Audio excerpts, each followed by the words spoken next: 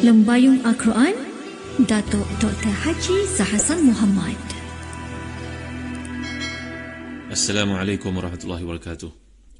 Innal hamdalillah nahmaduhu wa nasta'inuhu wa nastahdihi wa nastaghfiruh wa natubu ilayhi wa natawakkalu alayhi wa na'udzu billahi min shururi anfusina wa sayyiati a'malina may yahdihillahu fala mudilla lahu wa may yudlil fala hadiya lahu. Allahumma salli wa sallim wa barik ala Muhammad wa ala ali Muhammad kama sallaita wa sallamta wa barakta ala Ibrahim wa ala ali Ibrahim fil alamin innaka Hamidum Majid. Amma ba'd. Muslim-muslimat rahmati dan dikasihi sekalian, kita masih lagi membincangkan ayat yang ke-45, 46. InsyaAllah kita masuk 47, 48 dan 49 dengan izin Allah SWT. Bagi tuan memiliki tafsir yang kasih, sekali lagi saya seru untuk buka pada jilid yang keempat, muka surat 582 hingga seterusnya. A'udzubillahi minasyaitanirrajim. Wa qala alladhi naja minhuma waddakara ba'da ummatin ana unabbi'ukum bita'wilihi fa'arsilun. Yusuf ayyuhas siddiqu aftina fi sab'i baqaratin simani ya'kuluhunna sab'un ijaf wa sab'i sumbulatin khudrin wa ukhra yabisat la'alli arji'u ila an-nas la'allahum ya'lamun. Qala tazra'una sab'a sinina da'aban fama hasadtum fadharu fi sumbulihi illa qalilan mimma ta'kulun. Thumma ya'ti min ba'di dhalika sab'un shidadun ya'kulna ma qaddamtum lahunna illa qalilan mimma tuhsinun. Thumma ya'ti min ba'di dhalika 'amun fihi yughathun nas wa fihi ya'sirun. Sadaqallahul azim. Dan berkatalah orang yang selamat di antara mereka berdua dan teringat kepada Yusuf sesudah beberapa waktu lamanya, aku akan menceritakan kepadamu tentang orang yang pandai mentadbirkan mimpi itu. Maka utuslah aku kepadanya. Setelah pelayan itu berjumpa dengan Yusuf, dia berseru, Yusuf, hai orang yang amat dipercayai, terangkanlah kepada kami tentang 7 ekor lembu yang gemuk-gemuk yang dimakan oleh 7 ekor lembu betina yang kurus-kurus, dan 7 butir gandum yang hijau dan 7 lainnya yang kering, agar aku kembali kepada orang ramai itu, agar mereka mengetahui. Yusuf AS berkata, supaya kamu bertanam 7 tahun lamanya sebagaimana biasa. Maka apa yang kamu tuai, hendaklah kamu biarkan ditangkainya kecuali sedikit sahaja untuk dimakan. Kemudian sudah itu akan datang 7 tahun yang amat sulit, yang menghabiskan apa sahaja yang kamu simpan untuk menghadapinya, tahun kesukaran, kecuali sedikit dari benih gandum yang akan kamu simpan. Kemudian setelah itu akan datang tahun yang padanya manusia diberi hujan dengan mencukupi, dan di masa itu mereka memerah anggur. Jadi pada masa itulah orang yang selamat yang telah saya ceritakan kepada tuan-tuan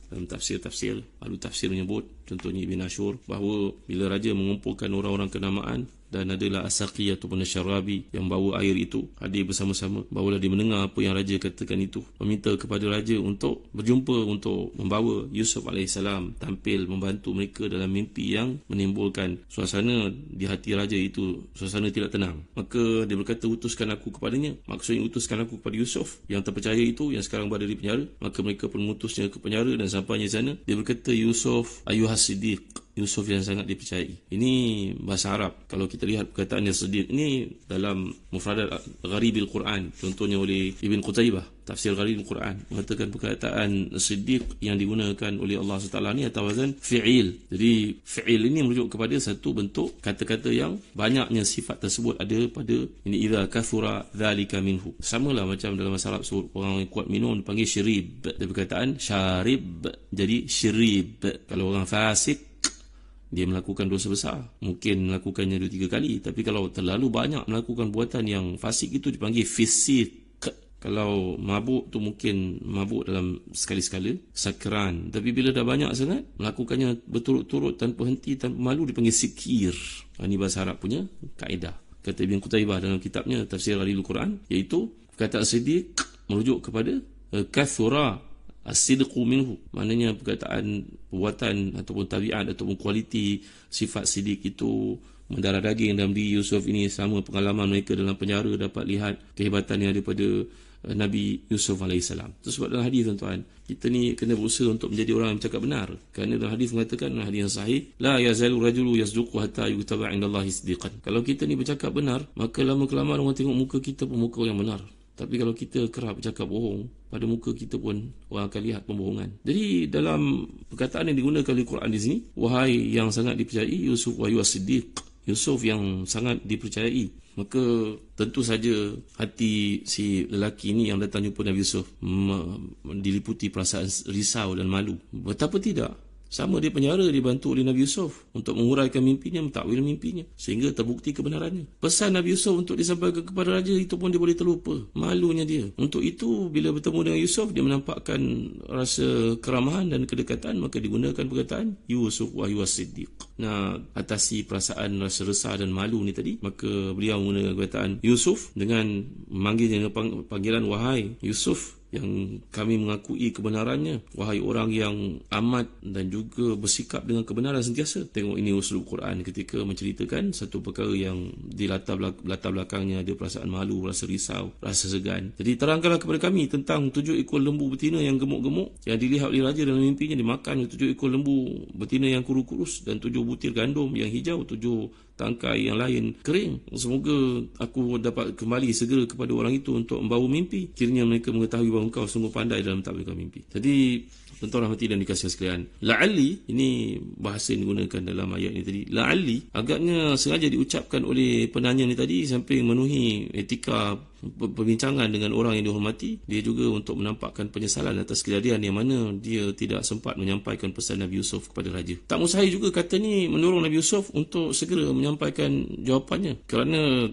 raja dan juga pemimpin-pemimpin kanan kerajaan sedang menunggu jawapan. Jadi la'allahum, kemudian digunakan perkataan la'allahum kat sini, la'alli arji'u arji'u ilaihim, supaya saya boleh kembali kepada mereka. La'allahum ya'lamun, 2 kali perkataan la'alla digunakan. La'allahum yang kedua ni, la'alla yang kedua pada frasa la'allahum ini diucapkan kerana raja dan pemimpin-pemimpin masyarakat belum mengetahui kehebatan Nabi Yusuf dalam mentakwilkan mimpi. Diharapkan dengan penyampaian makna mimpi yang itu, mereka akan tahu, mereka akan mengetahui, maka akan meyakini bahawa apa yang menyelubungi raja ni, kebingungannya, apa yang menghantui perasaannya, kini dapat diselesaikan oleh seorang lelaki yang hebat, iaitu Yusuf AS. Mendengar pertanyaan yang diajukan oleh di atas nama raja dan juga pemimpin-pemimpin masyarakat itu, langsung terus saja Nabi Yusuf berkata, seakan-akan sedang berdialog dengan mereka semua. Kerana itu baginda menggunakan bentuk jamak. Dalam ayat ni dapat kita perhatikan, terus Nabi Yusuf mengatakan tazra'una sab'a sinina da'aba, terus mengatakan bahawa hendaklah kamu semua bercucuk tanam terus-menerus 7 tahun, iaitu dengan memperhatikan keadaan cuaca, jenis tanaman, mungkin benihnya, pengairan dan sebagainya. 7 tahun dengan bersungguh-sungguh. Maka apa yang kamu tuai daripada hasil sepanjang masa itu hendaklah kamu biarkan dalam tangkainya agar dia tidak rosak. Kerana biasanya gandum di negara Mesir hanya bertahan 2 tahun saja, kata Abu Hayyan dalam tafsirnya Al-Bahrul Muhit. Kecuali sedikit saja yang tidak perlu kamu simpan dan biarkan dalam tangkainya itu kamu perlukan untuk dimakan. Kemudian sesudah masa 7 tahun itu akan datang 7 tahun kemarau yang berlanjutan. Semua negara akan mengalami kemarau, dan pada masa itulah kamu ada simpanan yang cukup untuk menghadapinya. Jadi simpanan yang ada dalam tangkai itu untuk mengalami atau menghadapi tahun-tahun yang sukar itu, inilah yang dimaksudkan dengan 7 gandum yang kering, 7 tangkai gandum yang kering. Maka itulah yang kamu simpan pada waktu kamu simpan yang dituai itu, pada waktu itulah masanya untuk dimakan. Itulah takwil mimpi raja. Lebih lanjut lagi Nabi Yusuf menerangkan, kemudian setelah datang musim kemarau selama 7 tahun itu, maka akan datang musim hujan. Mereka akan kembali hidup sejahtera, dan begitulah terus menerus keadaan mereka, dan akan diberi dengan berbagai nikmat yang digunakan oleh Allah dalam perkataan di sini surut majaznya, wa fihi ya'sirun. Pada waktu itulah kamu akan makan, kamu akan minum, menikmati apa sahaja yang kamu perah. Yang perah dimaksudkan sini ada khamsa ta'wilat, kata Imam Al-Mawardi yang tafsirnya. Sama ada memerah anggur, memerah zaitun, buah-buahan, ataupun memerah susu binatang, ataupun pada masa itu turunnya hujan yang banyak mengalir sungai, ataupun perkataan ya'sirun itu juga merujuk kepada usrah. Usrah ni maknanya keselamatan, iaitu tuslimun, kamu selamat. Kemudian juga merujuk kepada ya'sirun ni, kayanya bahasa Arab, dikatakan oleh Imam Mawardi yang tafsir Nukat Uyun.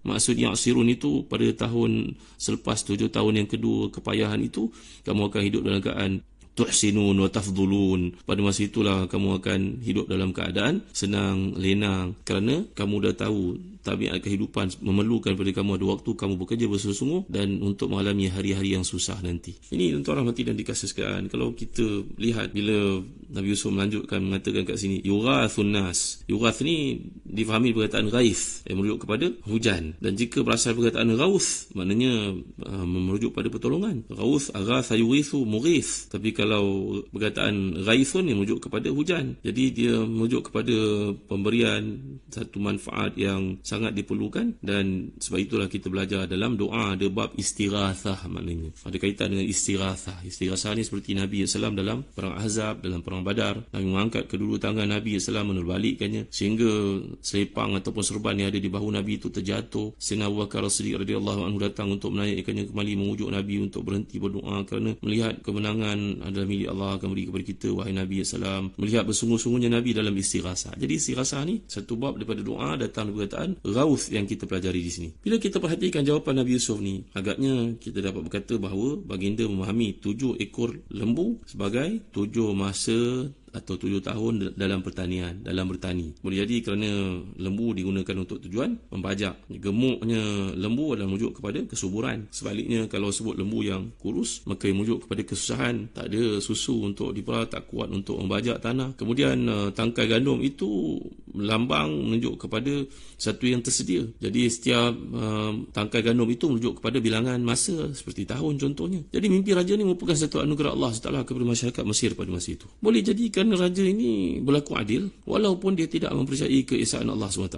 Sebab itu Syekhul Islam berkata, di mana saja ada keadilan ditegakkan, maka keberkatan ataupun prosperity akan berlaku walaupun pemimpinnya kafir. Sebaliknya, bila tiada keadilan, maka walaupun pemimpin itu Muslim, mukmin, ia menjemput kemurkaan Allah dan ketiadaan keberkatan sebenarnya. Jadi tuan-tuan hati dan dikasihkan, memahami ayat ke-49 ini sebagai satu informasi tentang apa yang bakal terjadi sesudah 7 tahun yang sulit, yang sukar. Jadi dalam arti kata, jika 7 tahun yang sukar itu telah berlalu, maka keadaan akan pulih seperti biasa dan tak perlu lagi ikat perut, membanting tulang dalam bekerja ataupun kena menyimpan hasil seperti berlaku pada 7 tahun yang pertama, kerana keadaan normal telah berlaku. Jadi kata setengah ahli tafsir, mimpi raja ni disebut kata 7 bagi menunjukkan bahawa bilangan tangkai, bahawa selepas 7 tahun itu keadaan akan berjalan normal, bukan seperti 7 tahun dalam kesenangan, dalam kemewahan, dalam kesuburan, dan 7 tahun dalam kepayahan. Baik, muslim-muslim rahmati dan dikasihi sekalian. Kemudian bila datang ayat